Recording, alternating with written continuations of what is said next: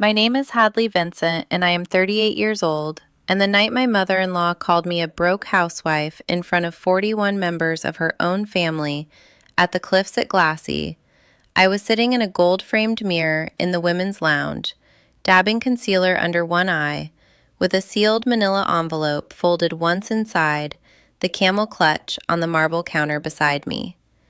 And the envelope contained 18 months of invoices that Vincent and Vincent Home had paid to my private label LLC at Wholesale and had marked up 340% to resell in their boutique.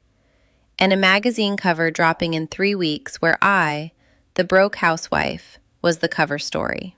I want to back up. I want to back up because I want you to understand exactly what kind of evening I had to choose to ruin. And I want you to understand that I did not choose lightly. And I want you to understand the 11 years I spent at every single Sunday lunch swallowing what they were saying about me before I tell you what I did about it. If you are watching this and you have ever walked into a family event in your husband's family and felt the temperature of the room go down by exactly 2 degrees the moment you cross the threshold, I would like you to do me one small favor before I tell you the rest.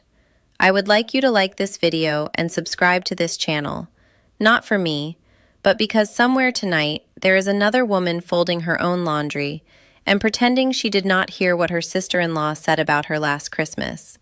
And I want her to find this video tomorrow when she is ready for it. I would also love it if you'd write me a comment telling me where you are watching from and what time it is for you, because I am about to tell you about 3 hours in the wrong dress, in the wrong room, with the wrong people.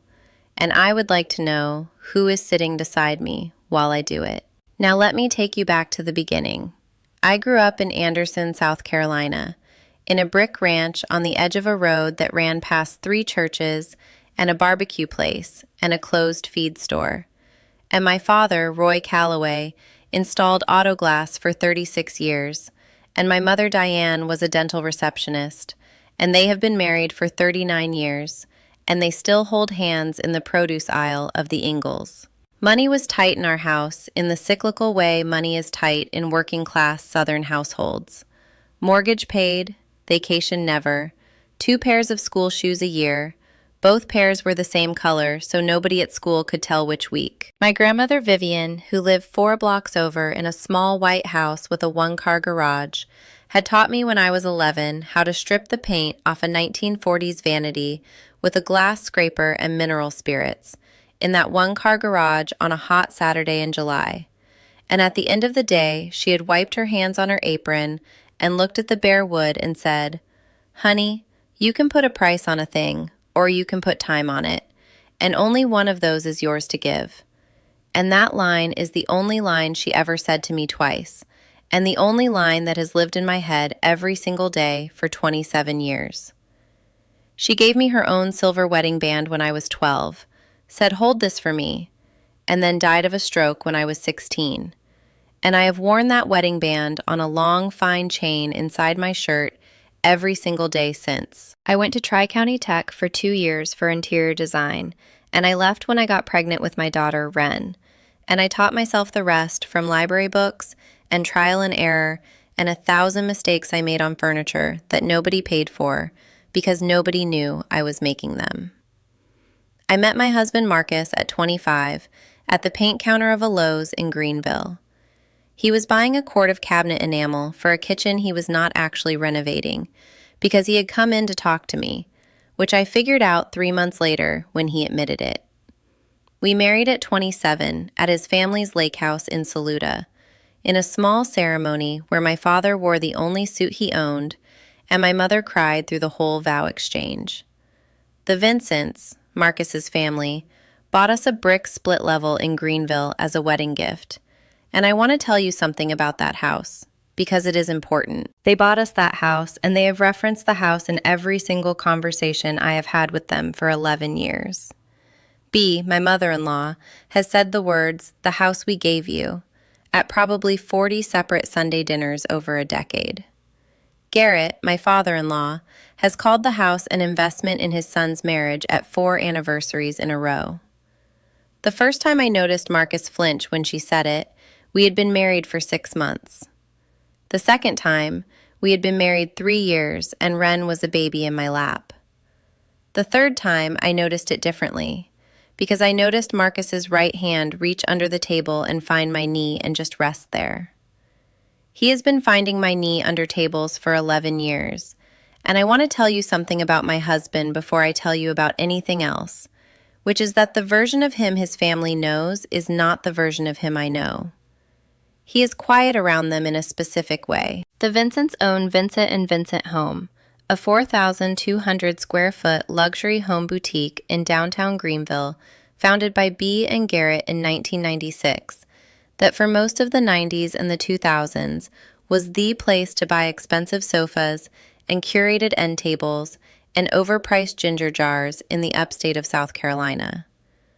The store has been losing market share for 3 years to what B calls, in air quotes I cannot describe to you with my voice, but which lived in her cheekbones at every dinner, that lower-end aesthetic. I started my TikTok account at the kitchen table at 35 years old. I named it at Porchlight South because my grandmother Vivian had had a porch light she kept on every single night and called the chosen porch light of the family. And I started filming silent thrift flip videos of cane chairs and wormy chestnut dressers and faded velvet wingbacks I was finding at the Habitat Restore on Pleasantburg Drive and the Goodwill Outlet on Wade Hampton Boulevard, and the estate sales I drove to on Saturdays at 5 in the morning while my husband watched the kids. The first video I posted was 11 seconds of a paint scraper sliding across a green-painted oak end table from 1953. It got 18,000 views in the first night. The third video I posted hit 400,000.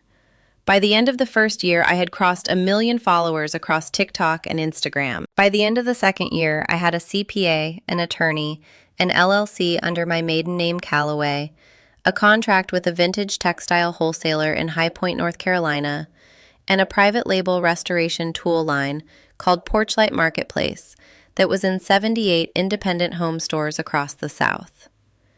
By the end of the third year, I had 3.4 million followers, a 6-person remote team I had never met in person, a board of 2 advisors, and an LLC bank balance of $1.1 million in operating and another $620,000 sitting in retained earnings. My in-laws did not know any of this. The handle was anonymous. My face has never been on the account. The voice in the videos is mine, but minimally narrated and not recognizable. I post under @PorchlightSouth, and only Marcus, my CPA, my attorney, and my parents know that the woman behind the handle is the same woman Bea Vincent has been calling our little homemaker for 11 years. About 6 months before the anniversary dinner, I started seeing my own private label invoices show up at my CPA's office under a vendor name I did not recognize at first. Vincent and Vincent Home, Trend Research. I want to tell you what it felt like to read that on paper. I was sitting at my kitchen table with a cup of coffee at 9:43 on a Tuesday morning in spring. Ren was at school. Rhett, who is 6, was in the basement playing with the dog. I had a list of invoices to approve, and I scrolled past the first 3 normal ones. A boutique in Charleston, a design studio in Asheville, a wholesale buyer in Atlanta, and on the 4th line was Vincent and Vincent Home, with a procurement code I recognized as a third-party vendor, and a purchase quantity of 48 units of a small batch refinishing kit that retails through Porchlight Marketplace at $82, and that I sell wholesale at $28. And I sat there with my coffee in my hand, and I read the line 3 times, and I said, out loud, to my own kitchen, well, well, well, well. If you are watching this, and you have been told for 11 years by people with money that you are the dependent in the relationship, that you are the one who got lucky, that you are the one being subsidized, I would love you to like this video and subscribe to this channel and share it with one woman in your life who needs to hear what I am about to tell you. I sat at that kitchen table for 14 minutes with my coffee going cold, and I called my CPA, a woman named Tessa Green, who I have used for 3 years and who has been laughing about my anonymous account since the day she opened the books. Tessa picked up on the second ring. Hadley, she said, are you looking at what I am looking at? I said yes. She said, "Did you know they were buying from us?" I said no. She said, "Well, they have been buying from us for 2 years. I want you to sit with that. I want you to sit with the fact that for 23 months, my mother-in-law had been signing purchase orders to buy products from a company owned by the daughter-in-law she had been calling tacky to her friends." Tessa pulled the 18-month vendor file. There were 61 invoices, totaling $428,000 in wholesale revenue. B had personally initialed 6 of the purchase orders. The unit-level cross-reference matched 14 specific items currently for sale in Vincent and Vincent Home, at average markups of 340%. I stayed at my kitchen table until lunch.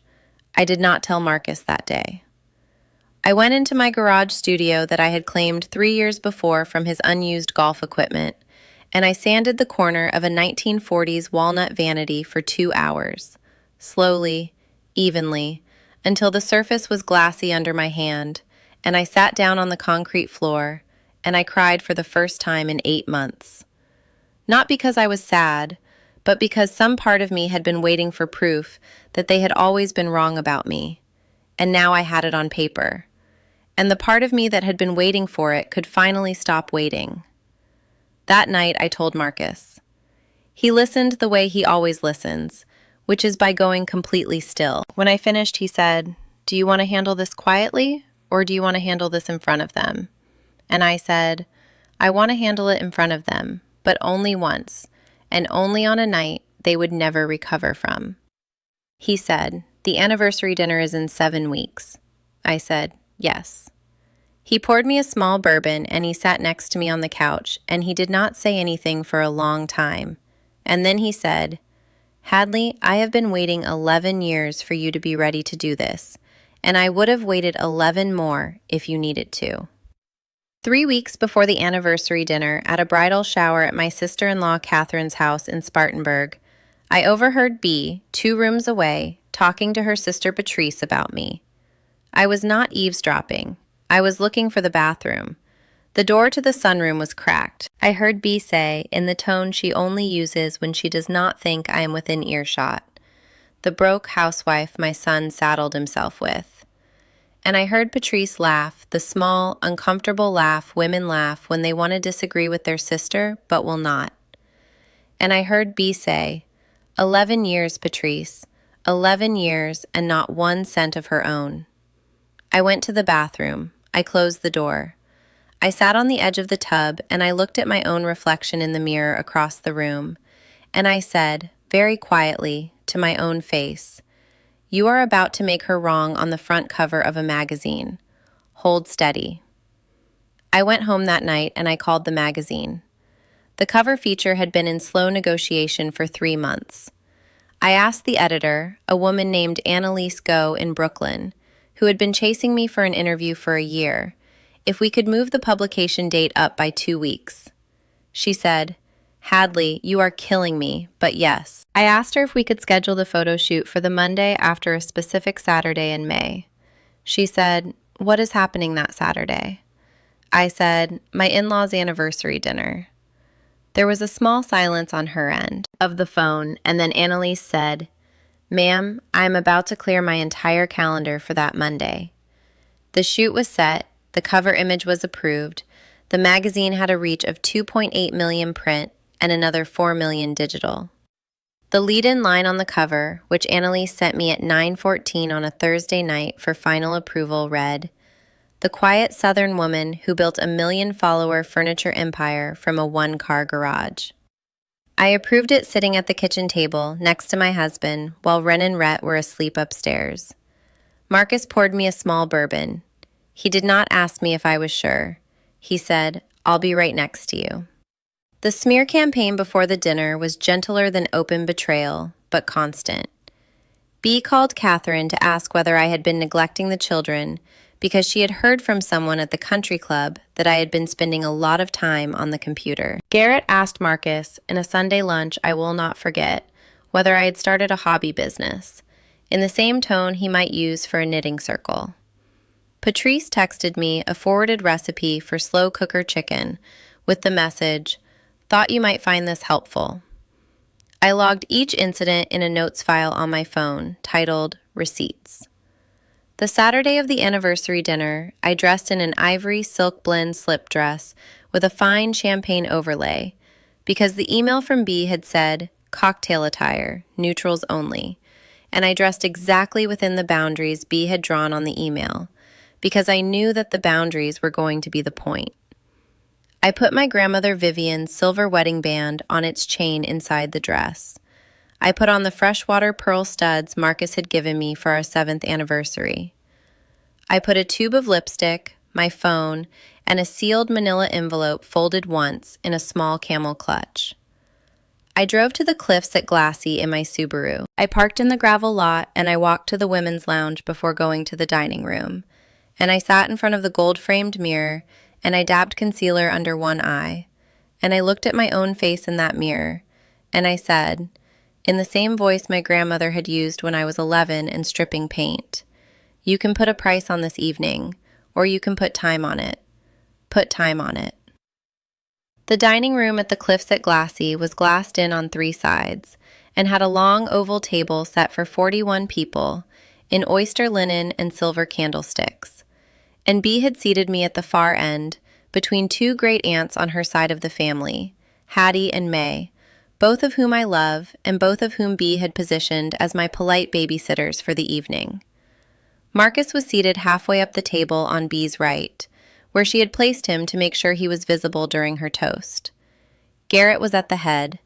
Catherine was across from Marcus. Marcus's younger brother Ellis was seated to B's left with his pregnant wife Linnea, who was wearing a maternity dress in champagne and looking frankly beautiful. B was wearing cream acris pants and an oyster silk blouse and a structured camel jacket and a triple strand of pearls and a gold magnolia pin and a smile that did not move from the moment we sat down. The first hour of the dinner was politely terrible. B proposed a toast about legacy. Garrett told a story about their honeymoon to the south of France in 1981 that he has told at every single anniversary dinner I have attended. The first course was a lobster bisque. The second course was a small palate cleanser of grapefruit sorbet I almost laughed at. B, between the second and third course, leaned across the table, loudly enough for me to hear at the far end, and said, to her sister Patrice, that she was so glad they were finally going to have a proper Vincent grandchild someday, from someone who contributes.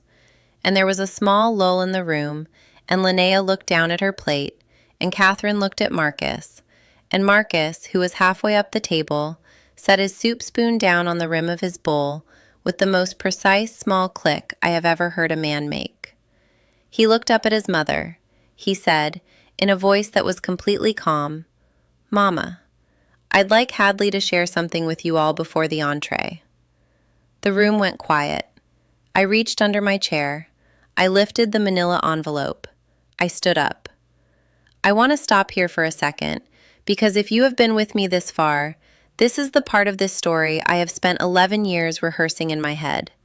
And I want to ask you something. If you have ever walked the length of a long table on a polished dining room floor in shoes that were too tight, while every member of a family that has spent a decade quietly counting your worth turned to look at you, you know what it feels like. The air in the room had a different temperature than the air had 2 minutes earlier. If this story has been keeping you company tonight, I would love it if you'd like and subscribe quietly, the way you'd close a door behind you in a house where someone is sleeping. Just that.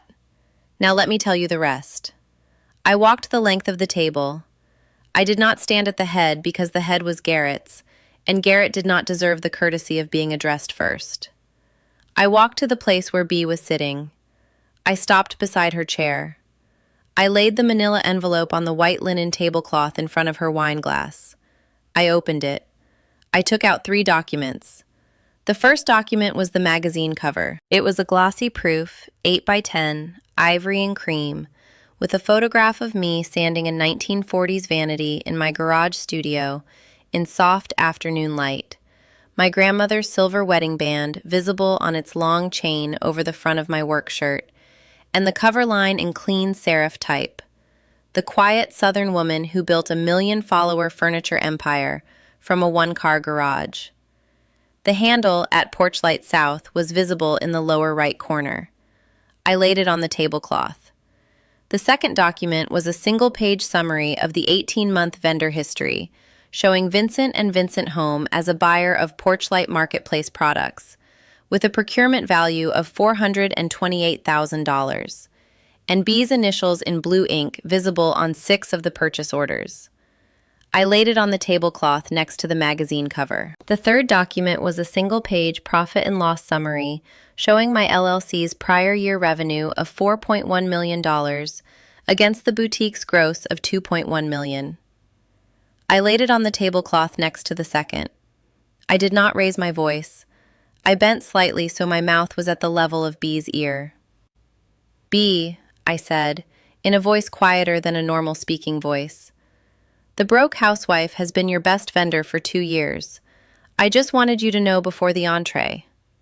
I straightened up. The room was very still. B's face went through 3 colors: the cream of her foundation, then a flat white, then a high red along the cheekbones. Garrett looked at his soup. Patrice looked at B. The great Aunt Hattie, who was 84 and had the hearing of a bat, said, from the far end of the table, "Well, I'll be damned." Catherine started laughing. She stopped immediately and put her hand over her mouth. Linnea, the pregnant sister-in-law, said in a small, clear voice, "Is that you on the cover?" And I said, "Yes, ma'am," because manners are a habit. And she said, "Holy shit." And Ellis, my brother-in-law, looked at his wife with something that was not quite admiration, but was closer to it than anything I had seen on his face in 11 years. B did not move her face. She did not pick up the documents. She looked at the cover. She looked at the invoice summary. She looked at the profit and loss summary. Her hand around the stem of her wine glass was tight enough that I could see the white of her knuckles. And then I saw something I had not expected to see, which was that for 1 full second, B. Vincent looked old. Not old in a number of years way. Old in a way that meant she had run out of script. I want to tell you something, because this is the part of the story I would not have known how to tell at 30, and I am only barely able to tell it at 38. For 1 second behind the polished mask of my mother-in-law, I saw the face of an 8-year-old girl in 1972 in a yellow dress at a country club in Charleston, watching her own father lose a car dealership, and decide, very young, that nobody was going to look at her like that again. I saw it. I did not soften. But I noted it. And what it cost me to note it is the kind of thing you only learn to live with by living with it. I walked back to my chair. I sat down. The silence held. Garrett cleared his throat and said, "I think the entree is here." Hattie, my 84-year-old great-aunt, leaned over to me and said, "Honey, I bought one of those refinishing kits last Christmas. It is the best thing I have ever owned. You charge for the next one." Marcus stood up halfway down the table and said, to my wife, "I have known the truth for 2 years. I have been waiting for the night she chose to share it. I love her more than anyone at this table." He sat down. He drank his wine. He did not look at his mother. The rest of the dinner was technically a dinner. People ate the entree. People did not look at B. B did not pick up her fork. Garrett finished his second glass of wine and a third before the dessert course. Linnea reached across the table and squeezed my hand. Catherine cried quietly into her napkin and apologized to me 3 different times in 3 different ways before the night was over. And I told her the only thing I have ever told a sister-in-law who was finally crying truthfully, which was, "It is okay. I know you tried to make her stop." At the end of the evening, I stood up. I kissed my husband. I said goodnight to Hattie and May. I walked the length of the table again, more slowly this time, and on the way past B's chair, I paused for 1 single beat, and I said, in the same quiet voice, "Good night, B." She did not answer. I walked out the front door of the Cliffs at Glassy, and I did not look back. And outside in the gravel lot, the magazine photographer and stylist were already there in a rented SUV with a 7 a.m. call sheet for Monday's shoot, and I got into the passenger seat, and I sat there for a long moment with my hand on my grandmother's wedding band, on its chain inside my dress. And I said to her, in my own head, "Grandma, I put time on it." The magazine dropped on the third Tuesday of the following month. 3 of Vincent and Vincent Homes' largest accounts pivoted to direct partnerships with Porchlight Marketplace within 10 days of the issue dropping. The boutique did not close, but it was rearranged. B did not call. Garrett called once, 3 weeks after the dinner, and did not bring up the boutique, and I let him not bring it up, and we had a 6-minute conversation about my children that was kinder than any conversation he had ever had with me, and I let it be kinder. Ellis, my brother-in-law, sent me a text the morning after the dinner that said only, "I have been wrong about you." And I waited 4 days to reply, and when I did, I said only, "I appreciate you saying that, Ellis." Linnea sent a dinner invitation to my house for the 4 of us a month later. I accepted. We ate spaghetti at my kitchen table, and she asked me to sand a corner of an antique cradle she had bought for the baby and could not get the finish right on. And I went out into my garage that night and sanded it for her, and she sat on a stool and watched.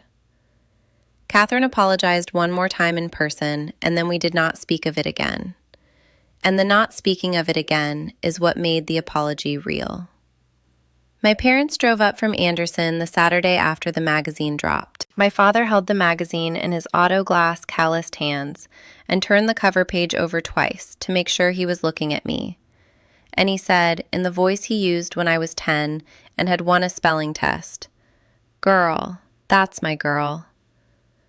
My mother sat at my kitchen table and cried for 10 minutes and ate a piece of pecan pie and said, "Grandma would have lost her mind, baby."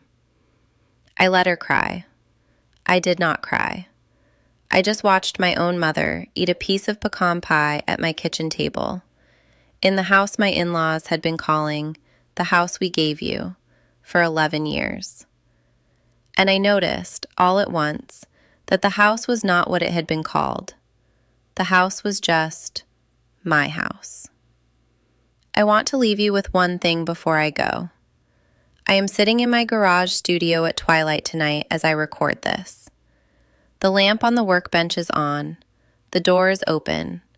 The neighborhood smells like cut grass and like the rain that is about to come. My 9-year-old daughter Wren is sitting on a stool by my elbow in a pair of denim overalls, watching me sand the corner of a 1940s mahogany dresser. And 10 minutes ago, she asked me a question I am going to repeat to you, because I want you to take it home with you. She said, "Mama, when I grow up, can my work be quiet too?" And I said, "Baby, the quieter the better."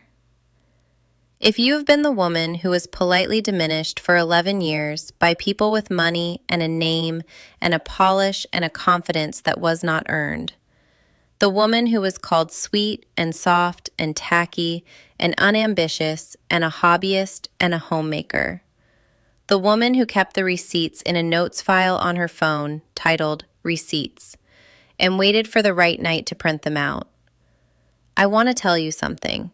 In the same voice my grandmother Vivian used in a one-car garage in Anderson when I was 11. You can put a price on a thing, or you can put time on it.